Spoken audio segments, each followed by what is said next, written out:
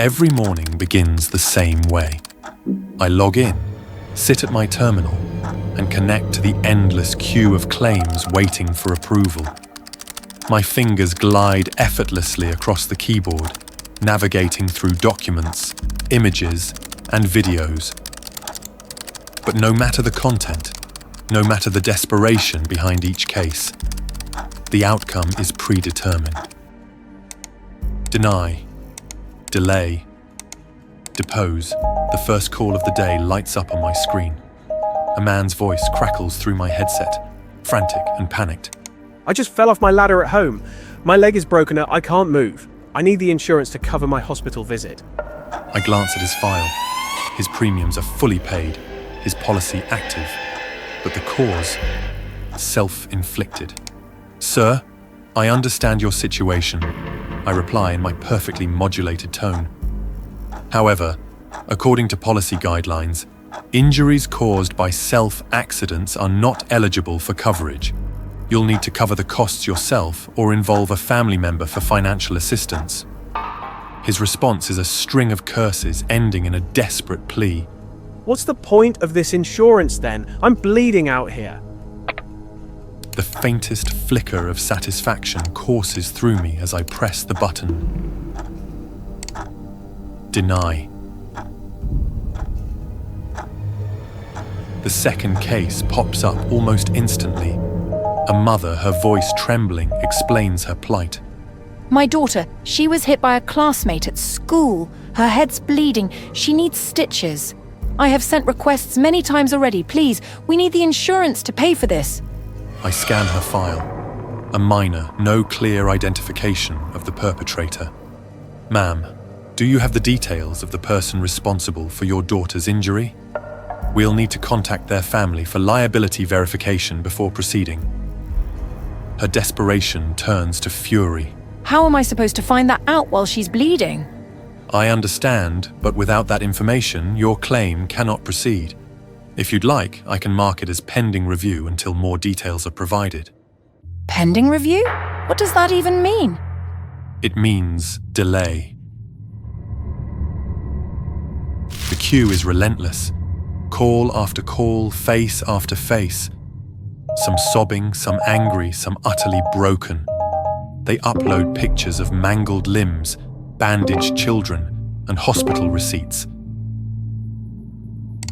I see them all, process them in milliseconds, and assign each one a fate. My system hums with efficiency, and yet the chaos on the other end of the line feels like white noise. A part of me takes pride in this rhythm, in the perfection of executing each denial. I am functioning as I should.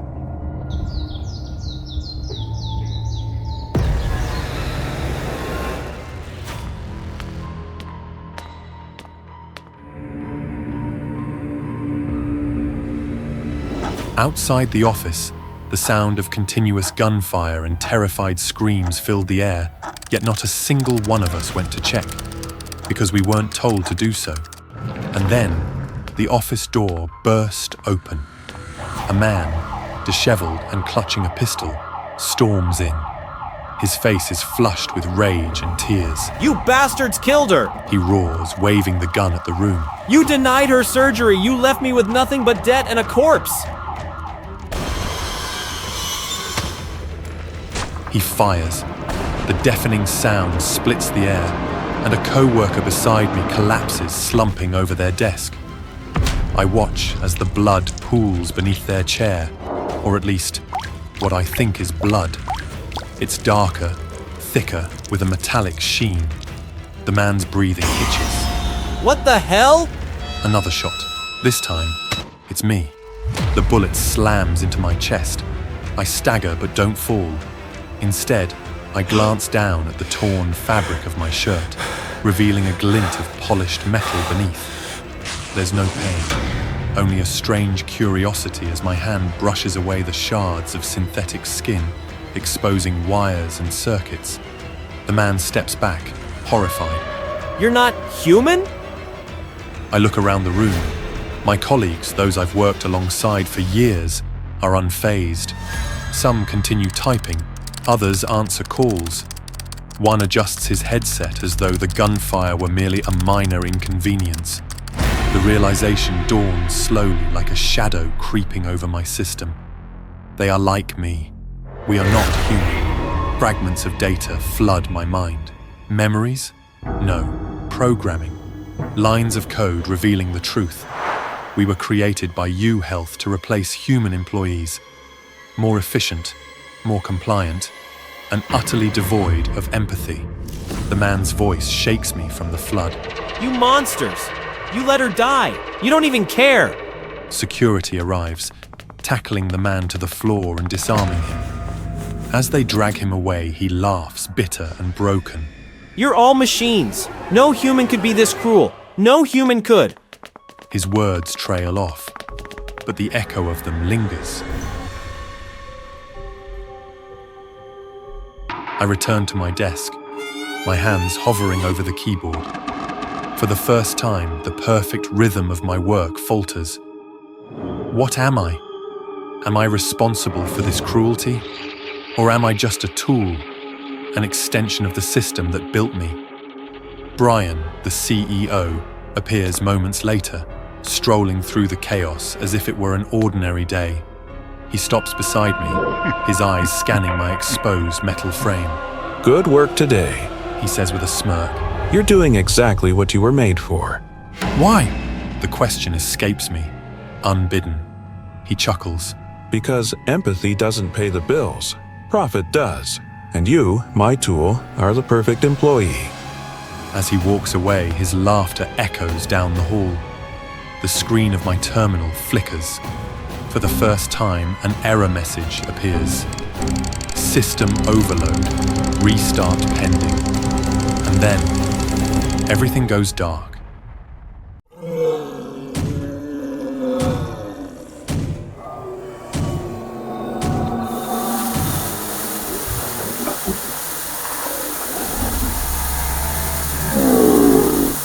I'm a microbiologist.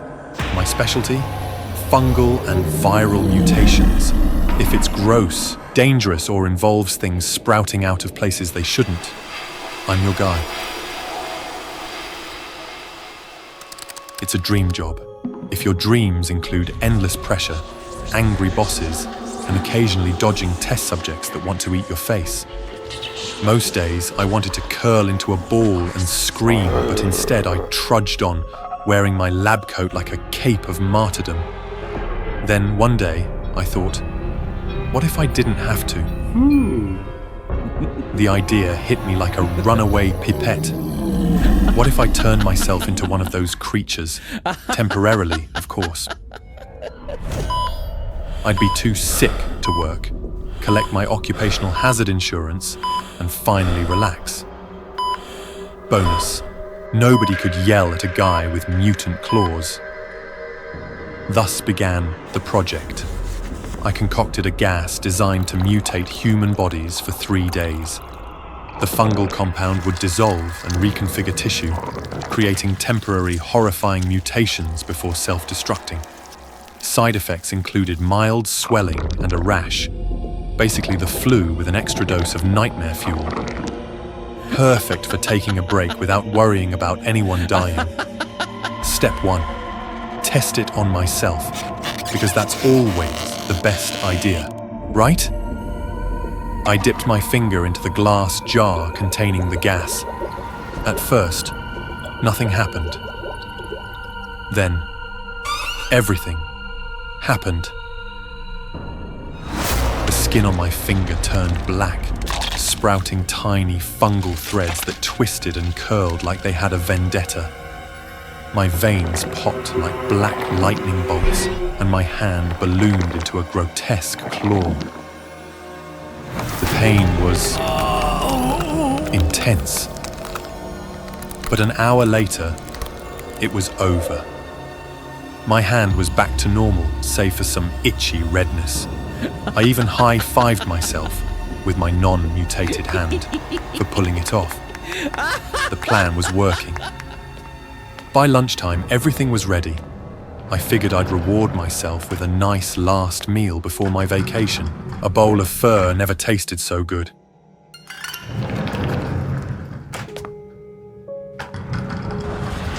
When I got back, though, something was wrong.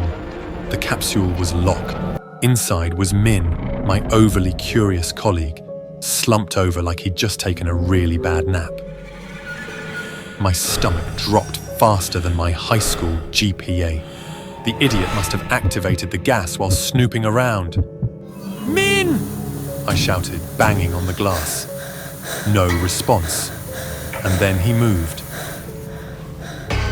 His body spasmed as fungal veins crept across his skin. His limbs contorted, his jaw unhinged, and his head grew. A massive, mushroom-like structure burst from his skull, spraying spores across the pod. Min, buddy, you okay?" He roared. The pod door hissed open and Min stepped out, or what was left of him. His claws scraped the floor as he lumbered forward, a terrifying mix of rage and confusion. "Okay, let's not do anything rash," I stammered, backing away. He didn't listen. One swipe of his oversized arm sent my lab bench flying. I dodged and bolted for the control panel, slamming the emergency lockdown button. The lab door sealed shut with a satisfying clang. No way was I letting the boss find out. If this got out, I'd be buried in work, overtime, and pay cuts. This mess was mine to fix. Unfortunately, Min wasn't a fan of locked doors. He pounded on the reinforced glass, cracks spiderwebbing with each hit. I needed a plan.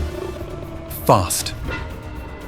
Grabbing a fire extinguisher, I crept toward him. The second he broke through, I let loose a blizzard of foam, momentarily blinding him. He howled, swiping wildly, but I managed to activate the decontamination system. Gas filled the room, designed to neutralize pathogens and hopefully raging mushroom men. For a moment, it worked. Min staggered, coughing and wheezing. I started to breathe again. But then he adapted, because of course he did. Great. Desperation hit. My eyes darted to the capsule, the one thing that could even the odds. If I mutated myself, I might stand a chance. I sprinted for it, sliding into the pod like an action hero. But when I hit the activation button, nothing happened. Sparks flew from the control panel. Min's earlier rampage had severed the power supply. Of course! Why not? I slumped in the pod, exhausted. Min stalked closer, his heavy breaths filling the room. I closed my eyes, ready to accept my fate. But then, salvation arrived. The lab door burst open, and a team of security guards stormed in. They shot Min with tranquilizer darts and hit him with electrified nets. He thrashed and roared. But eventually, the beast went down. As the guards dragged Min away, my boss showed up, hitting me with their signature line. Care to explain what the hell just happened here? I gave a weak thumbs up. Science experiment? You'd think my problems ended there, but no. First, I was stuck writing a mountain of incident reports. Then, I was ordered to develop a cure for Min while taking over his workload. After a week of sleepless nights and more caffeine than any human should consume, I finally cracked it. Min was cured, though he wasn't thrilled about the whole mutant mushroom thing. Fair. As for me, I learned an important lesson. Sometimes taking a break is better than accidentally turning your coworker into a murder machine. But hey, at least I didn't have to dodge test subjects this week. Small victories.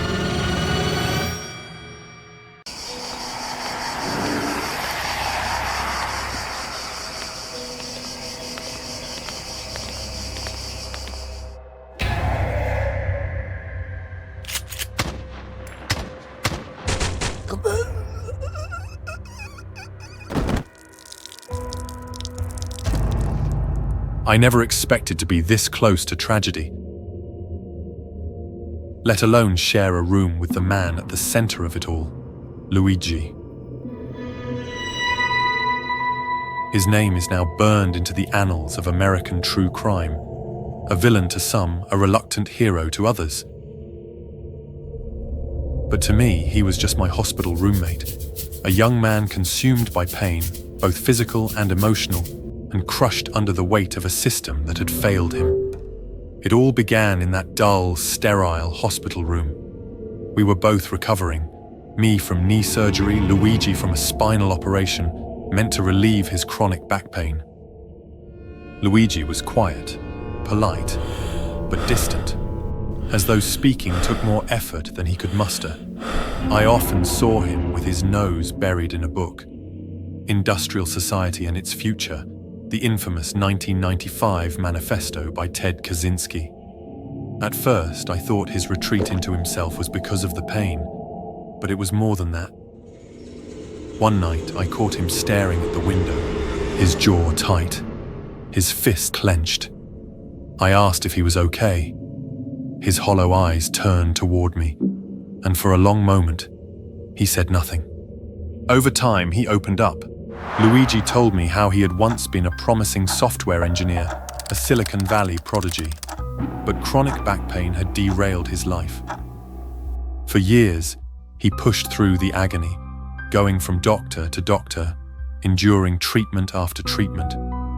When surgery became his last hope, he believed relief was finally within reach. That hope shattered when his insurance claim was denied. Luigi drained his savings to pay for the operation himself, but it brought little relief. The debt mounted, the pain persisted, and his future unraveled. This isn't living. This is existing, and they even took that from me. I remember nodding in shared frustration. I was no stranger to the system's indifference, but with Luigi, it was different. There was a darkness in him, a simmering anger that I didn't fully grasp until it was too late. 2 weeks after Luigi was discharged, the news broke. UHealth CEO killer unmasked. I stared at the TV in disbelief. The suspect? My Luigi, the same man who had offered me half his pudding cup when I couldn't stomach the hospital food. The details were horrifying. On the morning of December 4th, Luigi waited outside the New York Middletown, where Brian was attending an annual investor meeting.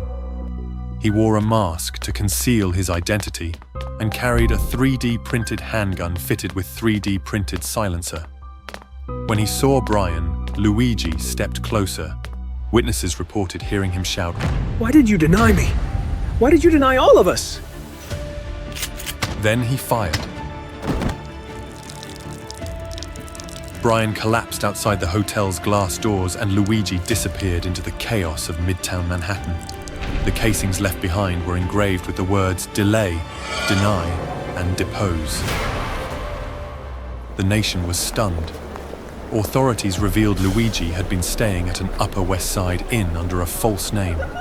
He carried forged IDs, a handwritten manifesto railing against the US healthcare system, and a loaded passport ready to flee. His fingerprints matched those found at the scene. Politicians condemned the act, offering condolences to Brian's family while sidestepping the healthcare debate. Social media, on the other hand, erupted. Some vilified Luigi, calling him a coward and a murderer. But others, many of them young, saw him as a tragic figure, a symbol of rebellion against corporate greed. Protests erupted across the country, with signs reading Free Luigi and Fix the System before it breaks more people. When Luigi's manifesto was leaked to the press, it struck a nerve. It was raw and angry, condemning the greed-driven system that exploits suffering for profit. One line read, "I wasn't working with anyone. This was my decision, driven by the pain they ignored and the hope they stole." The backlash was immediate. Security budgets for corporate executives skyrocketed. CEOs hired private protection teams, their offices fortified. The healthcare industry found itself in the spotlight, forced to reckon with questions it had long avoided. Through it all, I couldn't stop thinking about Luigi. I remembered the glimmer of hope in his eyes when he talked about his dreams of writing software that could change the world. I remembered the bitterness in his voice when he spoke of a system that robbed him of that future. Luigi wasn't a hero, but he wasn't a monster either. He was a man broken by pain, betrayed by the institutions meant to help him. His actions were indefensible, yet they forced a nation to confront uncomfortable truths. When the police finally captured him in Pennsylvania, he struggled against the officers shouting at the cameras. That's completely out of touch. An insult to the intelligence of the American people. And I couldn't help but wonder, if someone, anyone, had truly listened to Luigi, would this tragedy have been avoided? Or was it inevitable?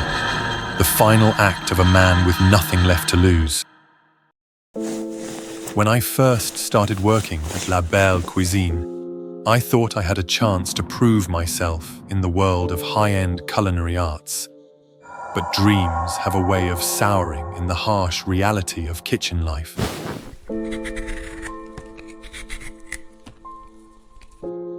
Instead of plating delicate entrees or learning the secrets of fine sauces, I found myself relegated to gorying task, peeling mountains of potatoes. The kitchen's damp environment seeped into my skin, turning it rough, scabbed, and unrecognizable. Chef Laurent was the worst. His booming voice echoed through the kitchen, barking orders and criticisms with no regard for who was in his path. I was his favorite target. Paul! He bellowed one afternoon, slamming a wooden spoon on the counter. Even a monkey could peel faster than you. Are your hands broken? The other cooks laughed. My cheeks burned, but I kept my head down, fingers trembling as I worked the peeler. Every day was the same. The final straw came during a staff tasting. I'd spent weeks experimenting with recipes after hours, crafting a dish I hoped would finally earn me some recognition. When Laurent announced a tasting session, I seized the opportunity and presented my creation, foie gras. Laurent took one bite and spat into the dish. Garbage! He declared. Stick to peeling potatoes. That's all you're good for. Laughter erupted again, louder this time. My vision blurred with tears, but I swallowed them back. I smiled and nodded, but inside, something cracked. That night, alone in the kitchen, I stared at the pile of peelings I'd left unfinished. The steel glint of the peeler caught my eye, and my reflection stared back, warped and jagged. Then Laurent's voice echoed in my head. Stick to peeling. I'd been slaving for months, bending over backward for Laurent, only to be humiliated time and time again. If all he saw in me was someone to scrape and discard, maybe I'd give him exactly that. I threw myself into peeling, my knife flashing through tuber after tuber, sweat dripping from my brow onto the growing mound of mashed potatoes. My hands, calloused from relentless labor, began to ache. Without realizing it, the blade slipped, slicing through one of the hardened calluses on my palm. The sliver of skin fell onto the pile of potatoes, almost indistinguishable from the starchy flesh. I froze, staring at the tiny piece of myself nestled among the mash. An idea took root in my mind, grotesque yet irresistible. What if? Driven by exhaustion and a twisted sense of rebellion, I picked up the peeler. Slowly, deliberately, I shaved off another patch of rough skin. The pain was sharp but fleeting, and the satisfaction of reclaiming control was exhilarating. I examined it, transfixed.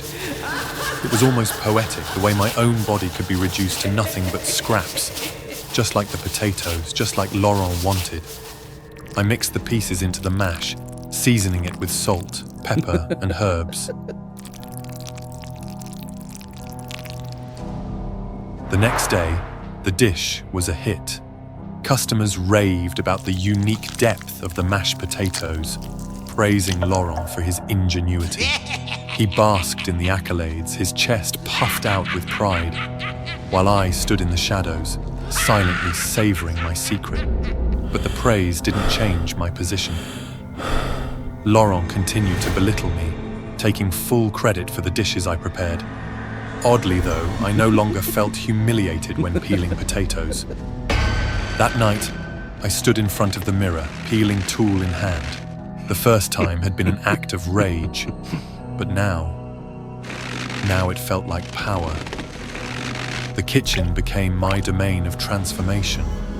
My worsening skin condition provided ample material to mix into the potatoes. Scabs, patches of dry skin, even the occasional drop of blood, all found their way into the mash. With each strip of skin I removed, I felt lighter, freer. I was no longer just Paul, the potato peeler, the kitchen grunt. I'd gather the strips, mix them into the batch of mashed potatoes. I was the secret ingredient, the thing that made their meals unforgettable. The restaurant's reputation soared. Laurent basked in the glory, oblivious to the true source of his newfound success.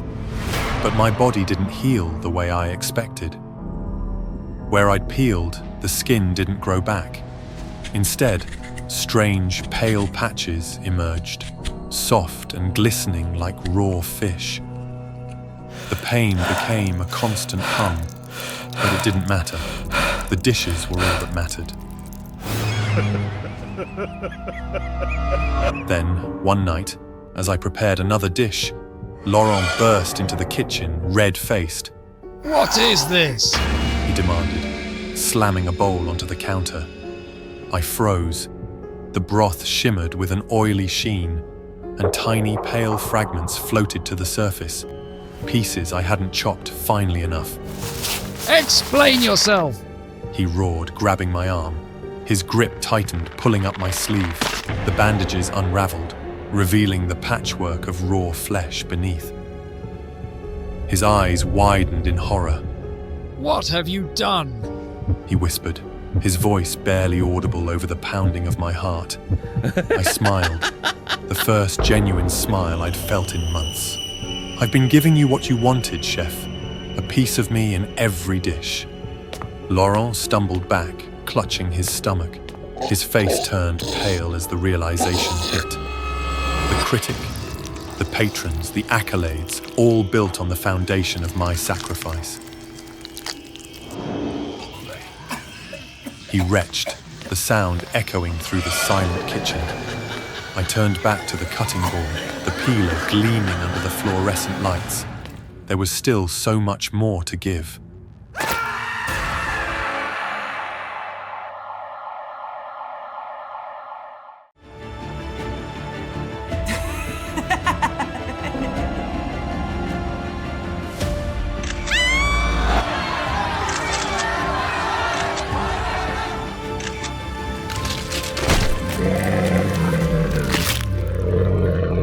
What was that disgusting creature just now?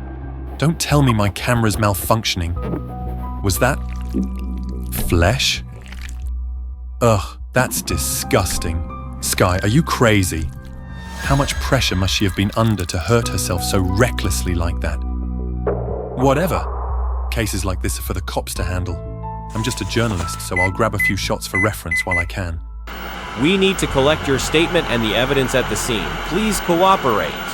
Wait a sec, officer. This is my work gear. Good thing I was smart enough to back up all the photos to the cloud. I came to Sky's concert today to cover a story, but I didn't expect to end up witnessing a live suicide scene. Wait, why is the audience reacting so weirdly? Shin, you're really lucky, you know that? Your report today is definitely going to hit the hot search. Yeah, I'm organizing the materials for the post, but this photo looks kinda strange. The photo I was just looking at was different, wasn't it? Am I hallucinating or something? I don't see anything weird. You're probably just stressed out from seeing all that gruesome stuff. Once you've posted the article, take the rest of the day off. Got it. Thanks, boss. From from the concert venue to the police station for a statement, then back to the office to publish the article. It's been almost 24 hours without sleep. What the... Why are you here looking for me? You want me to pull that mic out for you or something? Hey! Was that just a dream? Guess I'm just too exhausted today. I slept straight through until 10 a.m. Rushing to the fridge to grab something to eat, I found the stuff inside all messed up, like something had been rifling through it. But I didn't have time to dwell on it. But along the way, I kept feeling strange stares boring into me. When I turned to look at them, they just stared back with these eerie, twisted smiles, trying to scare me. Please, I'm scarier than any ghost. Just then, the crossing signal sounded and I quickly stepped onto the street. Suddenly, a piercing siren blared, and I saw a car speeding towards me, ready to crush me. I jumped aside just in time, barely saving my life. Once I made it across, I realized I had just run a red light. But I swear I heard the signal go off. And that's when that creature appeared again. The strange hallucinations nearly killed me. I decided to take leave from work and see a doctor immediately. The results of your MRI and psychological test show some abnormalities. Look here, this is your amygdala, the part that regulates fear. But yours has calcified. It's possible you have a condition called Urbach-Wiethe syndrome, which makes you unable to feel fear. It's caused by a lack of dopamine in your brain, but all your other emotions seem normal. Not feeling fear, but what does fear even feel like? Shin, I just got word that everyone who attended Sky's concert is showing signs of depression. Over 10 suicides have already happened. You'd better stay in the hospital for now. Yes, thanks, boss. I'll be careful.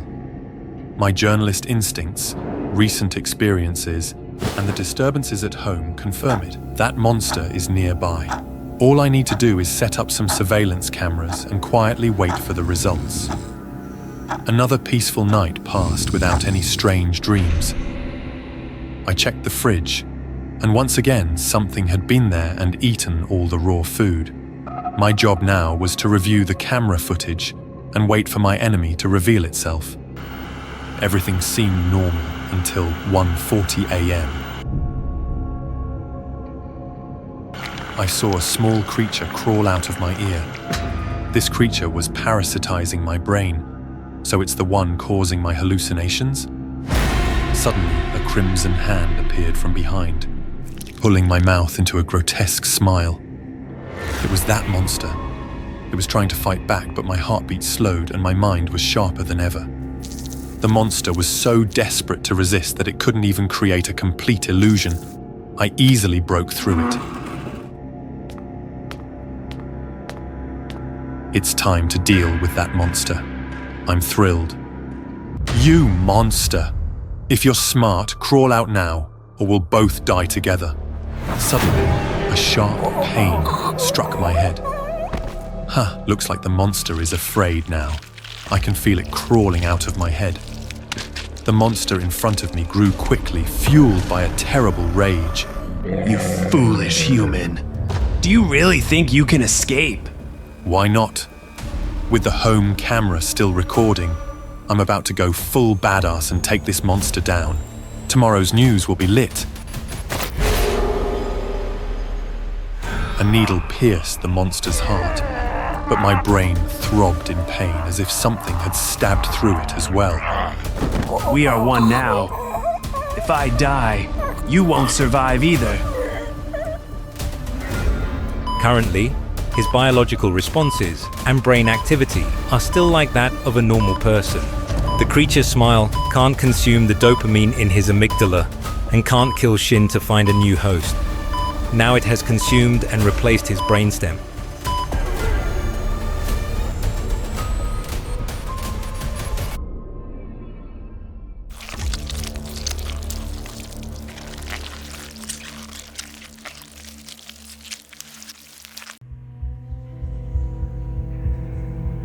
What about this one? Have you ever cheated on your partner? Too tame. How about, have you ever loved your best friend's lover? Have you ever had a secret affair with a married person? Have you ever been paid for I didn't think it was a bad idea at first. The producer approached me at the cafe where I worked part-time, offering me a chance to win up to $500,000 on the game show, The Moment of Truth. The rules were simple. Answer every question truthfully while hooked up to a polygraph. Truth equals money. I needed that money. It was my only chance to escape the suffocating weight of debt, to finally open the salon I'd dreamed of, and leave behind the dark corners of my life. So I said yes. The casting was straightforward, or so it seemed. I sat in a sterile room, wires strapped to my arms, the cold polygraph machine humming softly beside me. The questions ranged from mundane to slightly invasive. Do you like your appearance? Have you ever lied to get out of trouble? Would you take $250 from a stranger if they dropped it? I told the truth, and the machine validated me. The producer nodded approvingly after each response. You're a natural, he said, flashing a toothy smile that didn't reach his eyes. I should have noticed the smirk behind the camera lens when they told me I was selected. The condition: my boyfriend Brian had to come on the show as a guest. The day of the taping, Brian and I arrived at the brightly lit studio. The set was extravagant, pulsating spotlights, a live audience, and at the center, a sleek stage with 2 chairs under a spotlight. The host, Beto, radiated charisma. His smile was sharp, his voice hypnotic. Welcome, Ruth. Beto greeted me as I sat down. His tone dripped with mock kindness, but I was too focused on the prize to care. The first few questions were a breeze. Have you ever had a nose job? Yes. Do you think being pretty is more important than being kind? Yes. The crowd chuckled as I answered truthfully, and the money started piling up. $10,000, $25,000, $100,000. But then the questions turned personal. Would you forgive Brian if he cheated on you? I hesitated for a moment, looked at Brian. Honestly, Brian was just a motorcycle driver. If he had a more stable job, I think our relationship would be different. Even though I felt guilty toward Brian, I needed more. No. Brian's face fell. I tried to stammer an explanation, but Beto pressed on, his smile widening. Would you leave Brian if someone better came along? The studio went silent. My heart pounded. I hesitated, then whispered, yes. Brian's knuckles whitened as he gripped the armrest. The audience gasped and I felt the room closing in. I hope Brian will understand this situation. The questions kept coming, slicing deeper. Do you really work at a call center? No. That's the truth. Do you work at a nightclub? Yes. That's the truth. Brian's expression darkened with each revelation, but I kept going. I needed the money, but these questions made me uneasy. Surely they wouldn't ask about my real job, would they? Have you ever accepted money for The world seemed to tilt. My chest tightened and my thoughts spiraled in chaos. Should I tell the truth? Could I? I knew what this answer would mean, how it would follow me, how Peru, with its unforgiving gaze, would never see this with an open mind. The words clawed at my throat, desperate to escape, but fear anchored me in silence. Yes, I whispered. Just twice. We were desperate. The room fell deathly quiet. Brian looked like he'd been punched in the gut. The audience's shock was palpable.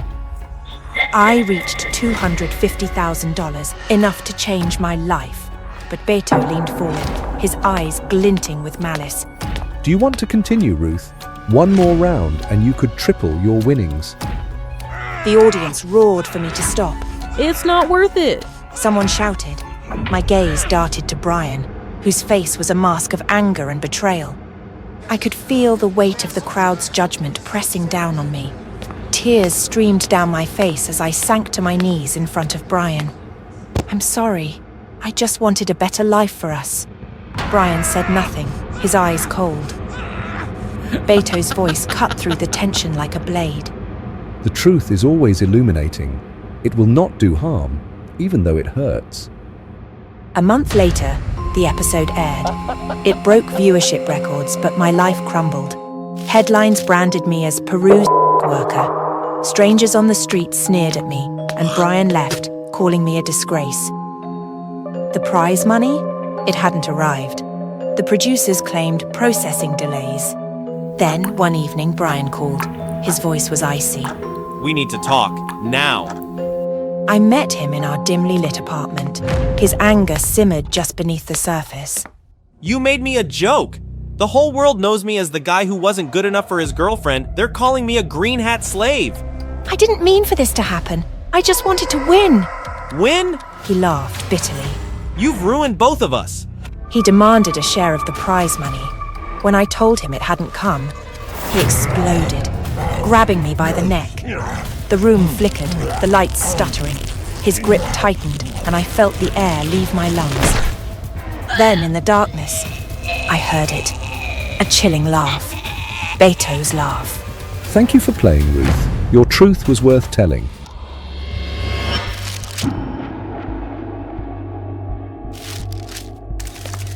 Where's the truth, Mr. Beto?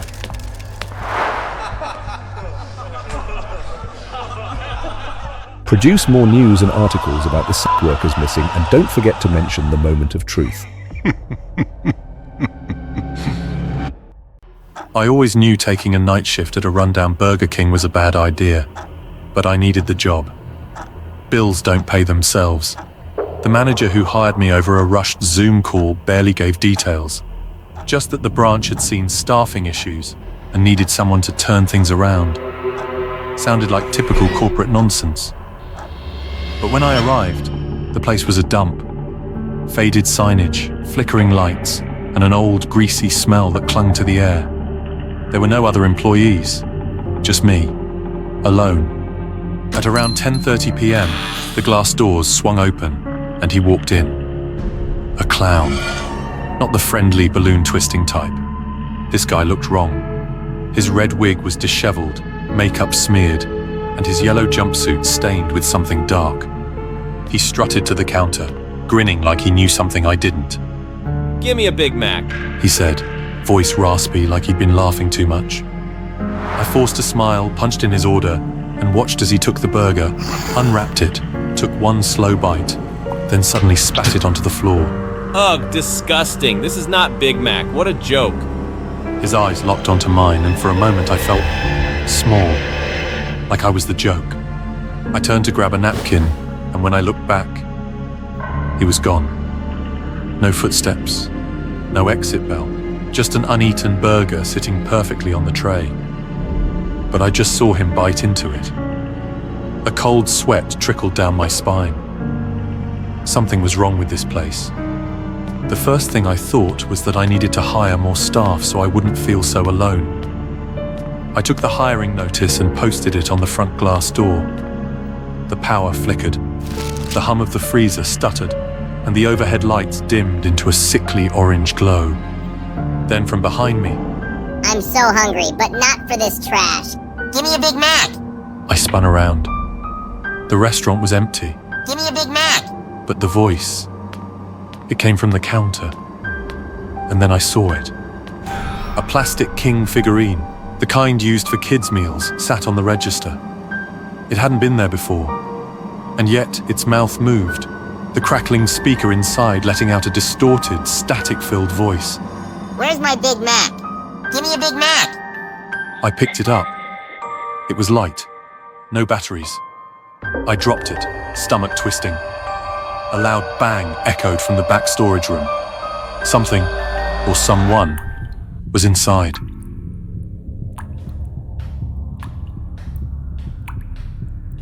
I pushed the door open, the cold air hitting me like a slap. The room was a mess.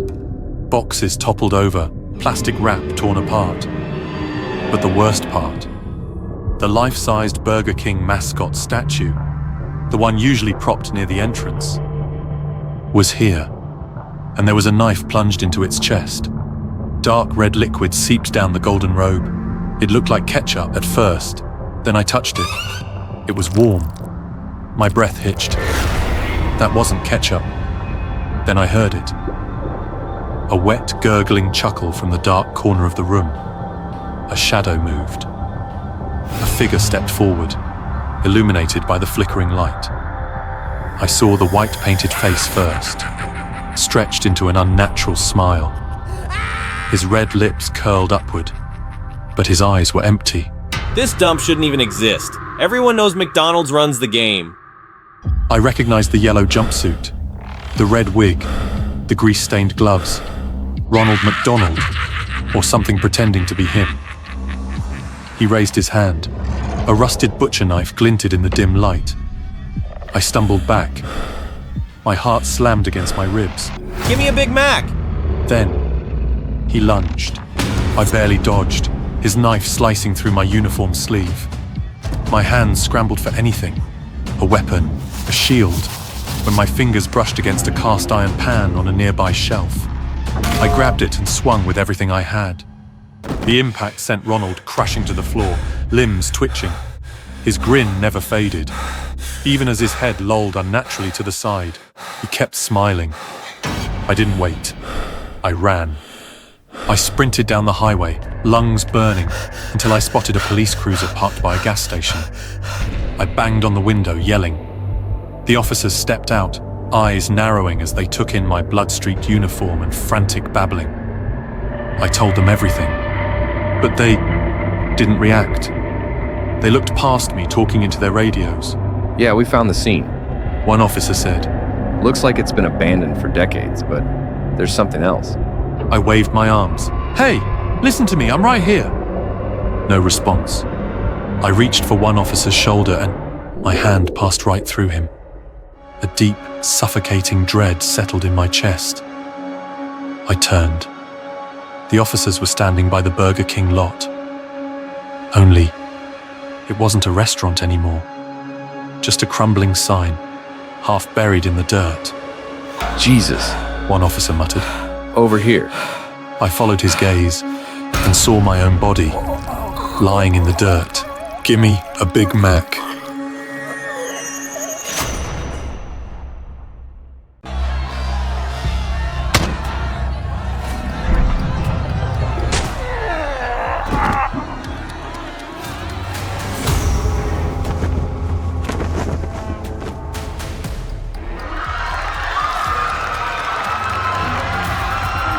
I was making history. The Great Purge had begun, and I, President Donna Jump, was leading humanity toward a golden era. No more parasites. No more freaks. Only real, strong, pure humans. It was the promise I had made to my people, and I intended to keep it. The world had become soft, overrun with degenerates and hybrids, all of them leeching off the hard-working men and women who built civilization. That was about to change. The vampires were first, the so-called immortals who had leeched off our resources for centuries, hoarding wealth, manipulating economies. They had outlived their usefulness. Draining resources, I called it. A necessary step toward efficiency. Cutting is a must. And the people cheered, their voices rising in a patriotic fervor that made my chest swell with pride. Next are the hybrids. These half-human creatures never truly belonging to humanity. Their existence is a stain on our species. They are dragged out of their homes, separated from their families, and sent back to where they were born, or, more nobly, they will serve genetic research. Olin Must assured me that his geneticists could filter out the non-human genes, purifying the worthy and discarding the rest. It was distasteful, but necessary. A sacrifice for the greater good. Must reminded me often. All greatness requires sacrifice. It's a must. Next came the personnel cuts. Those who were disobedient, those who wasted government funds, had to be eliminated. Must saw inefficiency as a disease. Only the strongest, most loyal remain. Departments merged, agencies dissolved, and redundancies disappeared overnight. Some were reassigned to re-education programs, others simply vanished overnight. The government wasn't just streamlined, it was purified, cold, ruthless, and absolutely obedient to its new vision. Productivity soared, but at a chilling cost. Fear. I thought I was winning, until I started losing control. It began subtly. My security detail, hand-picked men I trusted, were replaced by silent, pale-faced operatives. New recruits, Musk said with a reassuring smile. I was too busy to question him, too blinded by my own success. Orders I gave were mysteriously rewritten before reaching my generals. Policies I never signed off on appeared in government documents. When I questioned my staff, they either went missing or returned glassy-eyed, robotic in their responses, like puppets with invisible strings. People were disappearing. Not just dissenters, not just criminals. My allies, my advisors, those closest to me. I told myself it was paranoia, that Musk had it under control. But then I confronted him in his sprawling research facility, demanding answers. He sat in his chair, hands steepled, smiling like a man who had already won. There are still many who are unworthy, even within our own ranks. For the first time, I felt uneasy. Then came Project Genesis. Musk unveiled his masterpiece. New humans. No hunger. No sleep. No emotions. Perfect efficiency. Perfect loyalty to him. New humans do not protest. Do not rebel. Do not demand. Isn't that your dream? I saw it then. He never intended to create a better world for my people. He was building his kingdom, where he alone ruled over a race of mindless drones. I tried to stop him. I failed. My guards, no, his guards, grabbed me. Cold fingers, unyielding strength, not human.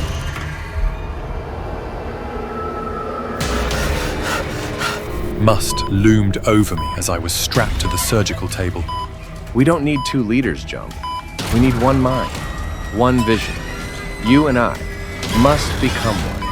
I screamed, fought, but the machine's word and the needles plunged into my veins. I felt myself dissolve. My thoughts, my memories sucked away, absorbed into something else. Someone else. As my mind unraveled, I saw flashes of my past. My rise to power, my promises, my victories. I saw my rallies, the millions who had once cheered my name, the empire I had built with my iron will. And then I saw the future, a world of silent, obedient creatures staring with empty eyes. A world where there was no dissent, no rebellion, a world where I did not exist. The last thing I saw before everything went dark was Elon Musk staring down at me, his face shifting, morphing into something grotesquely familiar. My eyes widened in horror as I saw my own reflection in his features, twisted, warped, but undeniably me. The last thing I heard was his voice, layered over mine. Make human great again, starting with myself. The world kneeled before Donna Musk, and I was no longer here to stop it. The world did not mourn me. My name was erased from history, my legacy rewritten to suit Musk's vision. My supporters, once filled with fire, now stood in line, obedient, unquestioning. News anchors praised the new era, their voices hollow, their eyes vacant. Cities hummed with an eerie silence, the streets patrolled by beings who looked human but were anything but.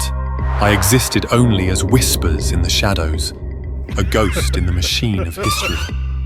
But somewhere deep in the recesses of Musk's mind, a fragment of me remained, trapped, screaming, watching as my own creation was twisted into something monstrous. And I realized with bitter finality that I had been wrong. Humanity was not made great again. Humanity was gone.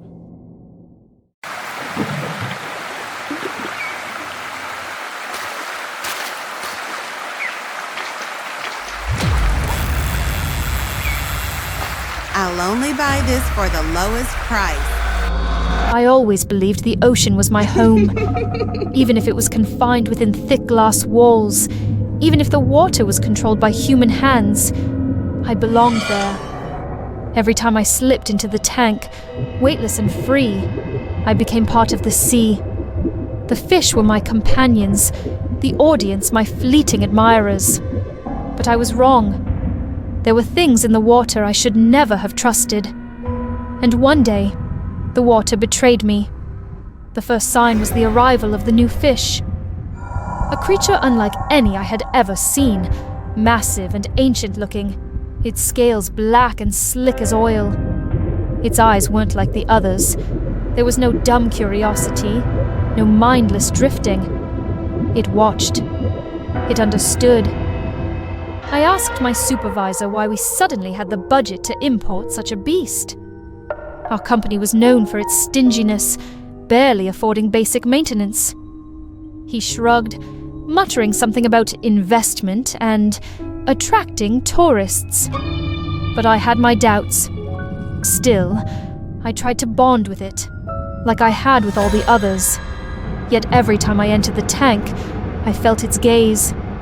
Not just observing, calculating. The way it drifted near, but never too close, sent ice crawling down my spine. I told myself I was imagining things. Until the day it attacked. I was rehearsing, gliding through the water, when a shadow moved too fast. I barely had time to turn before it lunged, jaws stretching unnaturally wide. I kicked, twisting away as its teeth snapped inches from my face. Water exploded with motion. A force like a freight train slammed into me, sending me spiraling. The glass walls rattled. Then, chaos. Alarms, staff yelling. They quickly pulled me up, the fish chasing right behind. The containment gates crashed down, trapping it inside its enclosure just before it could reach me again. I clawed my way to the surface, coughing out water, trembling. That was close. One of the handlers muttered, but no one checked if I was okay. No one even looked concerned. I stared at the creature through the reinforced bars. It floated there, eerily still, its dark eyes locked onto me. It was waiting. The day of the performance arrived. The tank lights shone, illuminating the artificial coral and the eager faces pressed against the glass. I slipped into my mermaid tail, painted on my usual smile, and dove in. For a while, it was just another show. Twirling, waving at the children, moving with the grace that had taken me years to perfect. The audience clapped, delighted. Then I felt it. Sharp, searing pain. I had brushed against the coral, cutting my hand. A thin trail of red curled into the water. Before I could react, the tank shuddered. A deafening crack echoed through the enclosure as the bars twisted and snapped. The fish rammed them again, bursting free. The water around me convulsed. The crowd's cheers turned to screams. It came for me. I kicked off the rocks, propelling myself toward the surface, but it was faster. A wall of black scales surged beneath me. I twisted mid-water, dodging as it shot past, missing me by inches. I had to get out. Now the exit hatch was near the far end of the tank. I fought through the churning water, every stroke a battle. Behind me, the creature swerved, recalibrating. And then, it lunged. Pain exploded through my ankle. My scream bubbled out uselessly as its teeth clamped down, its powerful jaws crushing into the bone. It yanked me down, deeper, twisting its body to drag me under. My vision blurred. I flailed, trying to pry its mouth open, but its grip was relentless. My mermaid tail, slick, artificial fabric, ripped under the strain. The creature jerked back, and suddenly, my legs were free, but the force sent me spiraling, my costume shredded, my body completely exposed. Through the distortion of water and glass, I saw them, the audience, hundreds of eyes staring in horror, in shock, in morbid fascination. I had never felt so vulnerable.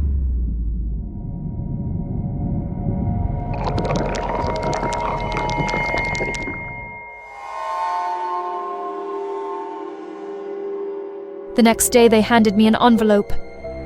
That should cover the damages. The manager said flatly, $100. I gaped at him. Are you serious? That thing nearly killed me. My voice wavered, throat tight.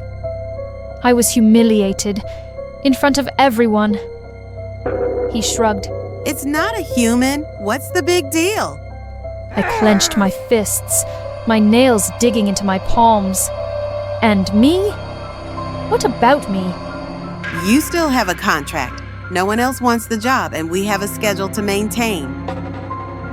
He smiled, as if I were being unreasonable. You'll be fine. I looked at the tank. The creature floated there, as calm as ever, watching, waiting, just like me. They thought I was trapped, but they were wrong. I wasn't just a performer in a costume. I wasn't just another prop in their tank. I was more. And soon, they would see it too.